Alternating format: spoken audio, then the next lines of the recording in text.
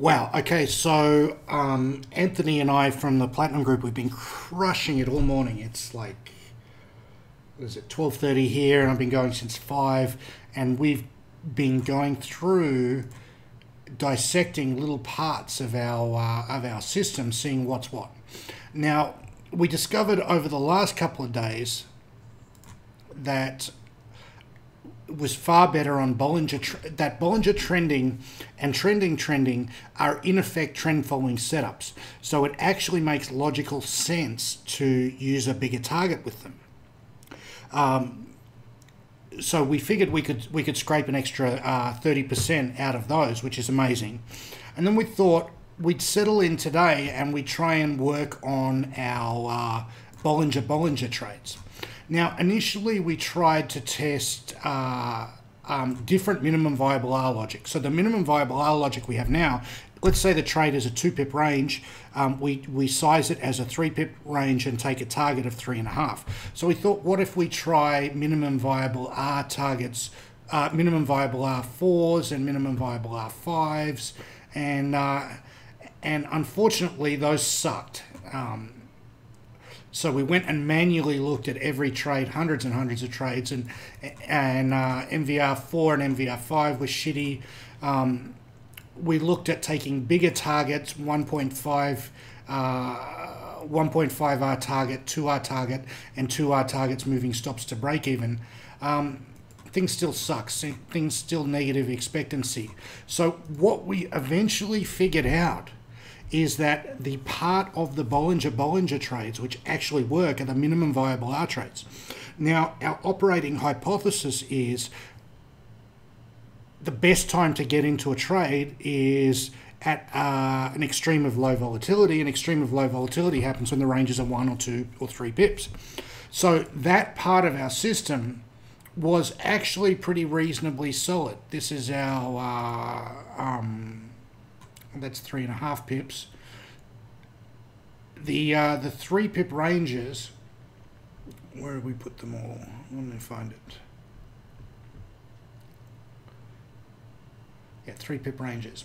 Okay, so we tested 1.5 R target, 2R target, and 2R target with a break even at 1R. And the original was returning 0.26 expectancy. It was the only good part of Bollinger confirming evidence. The rest of it sucked. So what we came to is that original was 0.26 or 1.1 R target. 1.5 R target improves it to 0.32 expectancy, also improves the SQN, which is important. You can't just make more money if you have a worse risk-adjusted return. That's a sucker play. 2R target was 0.36 expectancy, so 0.36 divided by 0.26, it's a 38% gain, but risk-adjusted return maintained the same, or nearly the same, 2.58 compared to 2.61. So that's a huge win. And 2R moving to stop to break even was a little bit less, and that makes sense if you think about it, because if we're trading a mean reversion trade, it's supposed to be choppy, so if you move your stop to break even, you're probably going to get taken out. So that was still better than the original, which gives us a lot of confidence. So given that we only had like 150 trades there, how do you be sure? So you can never have enough trades to really be sure, but when we try all 3 of these different things and all 3 of them are pretty good, all 3 of them beat the original, then we're reasonably sure. So that's the key to making intelligent decisions with system design. You're not looking for the best number, you're looking for a good number in a forest of good numbers. So anyway,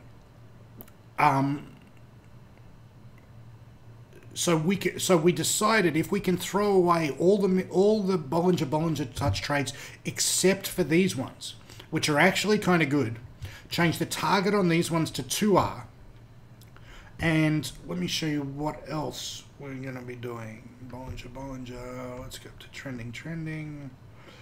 Okay, so this is important. So if we pull out the parts of the system that are really good with the new exit algos that we've designed, Trending, and Bollinger Trending are 260 trades and 160 trades at 0.38 and 0.48 expectancy respectively. Beauty. Giving us 150 out of our 270 total R. Decreasing volatility is about 50 trades at 0.51. Walking and trending and walking and decreasing volatility and others, 50 trades at 0.49. So that's fine. We don't need to mess with that at all. So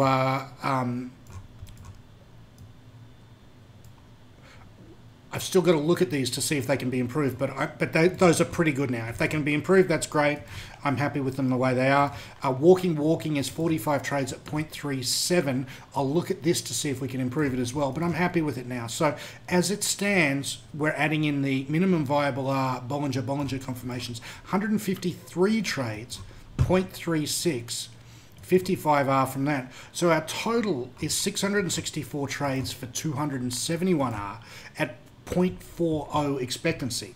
And if we compare that to the original system is 1,064 trades, making 299 R. So we've made almost the same amount of money with far less drawdowns on 60% of the trades, paying far less commissions.